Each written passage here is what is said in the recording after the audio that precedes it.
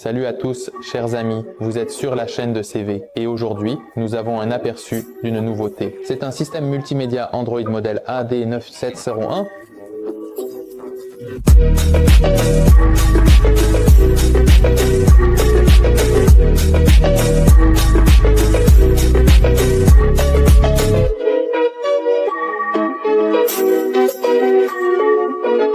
À suivre. Et maintenant, ouvrons cette magnifique boîte et voyons ce que nous avons dans le contenu.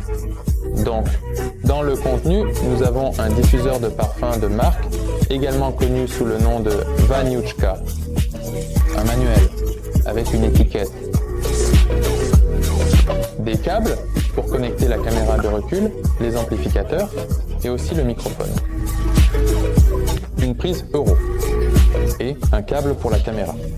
Nous avons aussi antenne GPS et cadre adaptateur de 10 pouces à 9. Maintenant, regardons directement notre beau modèle. Voici donc cette tablette.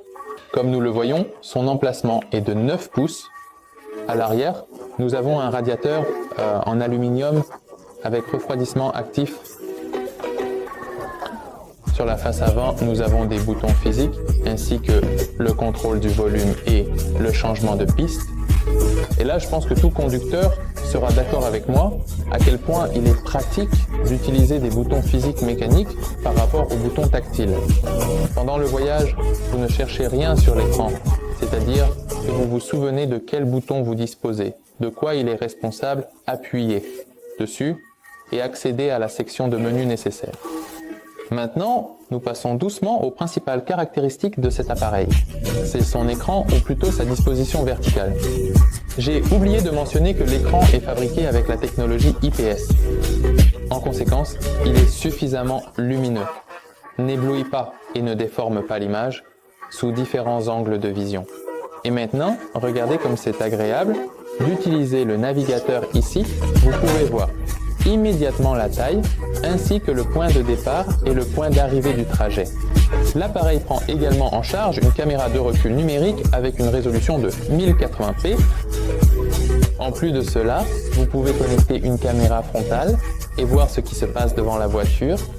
La performance de l'appareil est assurée par un processeur quadricœur. Nous avons également à bord 64 Go de mémoire intégrée et 2 Go de RAM, ce qui est suffisant dans les réalités modernes pour utiliser l'appareil confortablement. C'est-à-dire que nous pouvons facilement passer d'une application à l'autre installée à bord.